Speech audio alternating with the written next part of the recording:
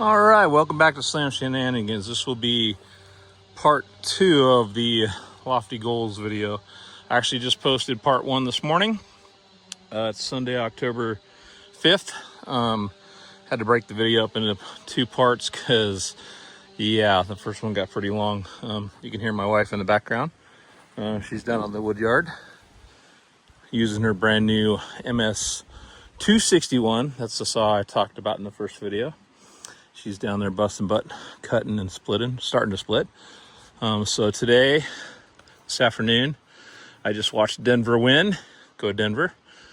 Just started watching football again after a long 7-year hiatus. Didn't really like the kneeling thing and that rigmarole. So getting back into football. It's kind of fun. So today will be a very mellow day. I'm going to plumb this up, get these hooked up to these guys, get it hooked up. Hopefully these are long enough. If not, it'll be a really short video. But I think we got some 1/2-inch flat face couplers. These should work. I hope. Like I said, otherwise it'll be a real short video. So I'm going to put you guys on time lapse because a lot of videos definitely makes for a long video. So get you guys on time lapse, and then we'll take this down to the wood yard, see how she works. Should be fun. Thanks for tuning in, and like I said, hit that subscribe button. That really helps me out. Let's get up over that 1,000 subscriber mark and make this channel take off. Thanks, guys.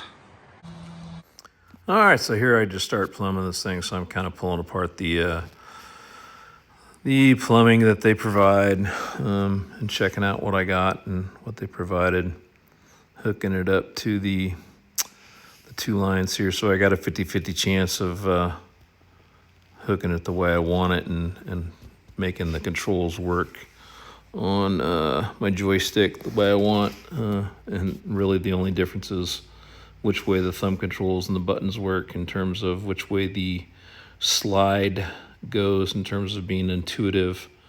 And of course, well, which way do you think it worked for me? It didn't work the way I wanted it in the end. Didn't actually go the way I wanted it. But that's okay. So once I got it hooked up, I moved it down to where I could actually hook it up to the quick connect fittings. And when I get to the video part, you'll hear what I have to say about this. Okay, so after fighting the hydraulics like I do every time I hook up some new implement to my Takeuchi. So one thing I don't like about the tack, unfortunately, is, gotta be honest, every time I hook something new up, even when I turn the key on and try to release the pressure, I end up having to break loose the actual fitting to release the pressure enough to where I can hook this in. I gotta call my dealer and see if there's something different. He's told me, turn the key on, release the pressure. On the skid steer, there's actually a valve that releases pressure, and it's a little easier, but it's just something I fight every single time. It's just not fun. It's actually a big complaint, a huge complaint, because on a job, that could be hours. And I've learned where I don't fight it anymore. I actually just shut the valve, break a fitting where I don't lose a lot of oil, and I just actually release the pressure from here to there, and then I connect it, turn the valve back on, and I do it. So anyways, you're going to see for the first time that this actually works. I don't even know if there's oil in there, so I don't know how much oil I'm going to lose. So hopefully it'll fire up and work good, and then I'll check my oil to see if I need to add more oil to the system if there's no oil in the cylinder. So we'll see. Here we go.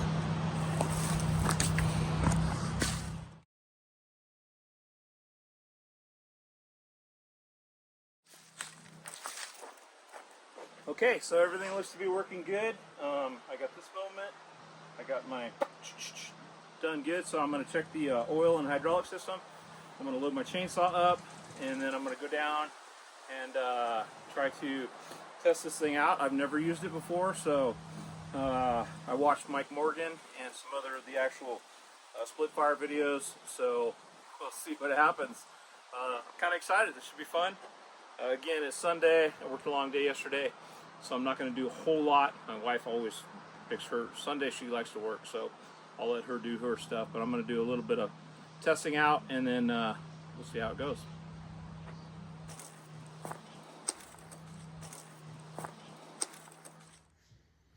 All right, so here we are down at the wood yard, and I'm actually starting to use it here, and I gotta apologize to you guys. After yesterday's video, I videoed, and it was a very long video, so I kind of went back to my time-lapse mode, and that's really not giving you guys a great view of how this thing works. So I slowed the time-lapse down to about half speed to try and let you guys see this a little bit better. This thing works great. So like I said, it's time-lapse, but I really wish I'd have videoed this for you so you could see this thing working. I'll do some more videos and show it to you, but it's a pretty cool little unit. I got used to it fairly quickly, just kind of maneuver it around. And a lot of this was already sitting there, so I had to maneuver the logs, the rounds with this to get them in position. So as you've seen in other videos of Outdoors with the Morgans and some of the split fire videos and other people that have put them out there, if you have the logs or the rounds position in the right location, it's a whole lot easier to get them to you. And then you actually have the rounds. You start with the rounds with the round, let's see how I can describe this, started on the solid position of this split fire, not the movable part, and then you have the movable part come to the round so that the round isn't moving, if that makes sense.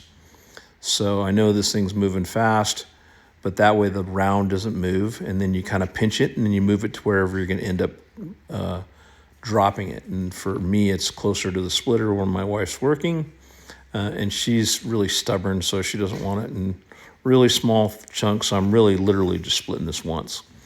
She's 5'2", and she's a bodybuilder, and so she's super tough, so I'm literally only splitting this once for her. Like I said, it didn't take a whole lot to get used to. So super happy with the thing overall. It worked fantastic for me. I am pretty happy. Pretty stoked. With the old split fire 3209. There's my pile. I'm going to say that's a good cord right there. So the wife had a little bit. Well, I had piled up there for the wife, but yeah, I cut up and split probably a good half a cord between those two logs, maybe a good third to half a cord. Yeah, it worked well. I got the hang of it pretty quickly. Our oak is way tougher than old Mike Morgan's softwoods out there in the Pennsylvania area. We got some very, very hard, and this was dry oak. Very, very hard wood out here to split with some knots and stuff in it. It's tough. You can see how it pops and cracks. I was on time lapse, I think. I don't think I filmed any of that, but so you didn't hear the pop and cracking. But it's extremely hard wood. You can see it wore the paint off immediately. This stuff is tough. It is hard wood. So I don't know if you can tell by the way this looks, but this stuff is hard wood. There's some of the knottiness. Yeah, Mike, if you ever actually look at my channel, doubt you would. I'm pretty small, but it's tough wood. So I am very impressed with that little splitter. I think the 3209 is the smaller of the two bigger ones. I had it at like 9 gallons a minute. I think I cranked it up to 110%, which is 14 or 12 gallons per minute. So it's taking some stuff, taking some beans. Anyways, appreciate you watching. I think this might be another video in its entirety. Maybe I'll try to crank this out and get it out to you guys tomorrow morning, Monday morning, the 6th, maybe. I don't know. Trying to get on a roll here, trying to get some subscribers. When I get back down to the house and watch the evening game, we'll see what it is. Here's the view of the wood yard from the bottom. So this little shed's gonna go bye-bye, and I will have solid sheds across this area. Now that I've got those two big logs out of the way, I'll let the wife cut up these last few things, then we'll level this out, and I'll drill holes for The permanent sheds, we'll get rid of this dilapidated thing. That's actually lasted about 4 or 5 years, believe it or not, and it's moved twice. So did okay. So we'll get this thing ship shape here, hopefully by the end of this winter. Most of this has been like cut up and gone right down to the house. So I think she's actually got us between this pile and what's down there. We'll probably make it through winter because our house is really well insulated. So, and then we got that pile of cedar there that she wants me to move over here and resplit. So that was with my tree company buddy, his guys. We went out to my old house and knocked out a huge tree. So they were just splitting it and throwing it in a dump trailer, and so they just split it minimal and threw it in there, so it's pretty big.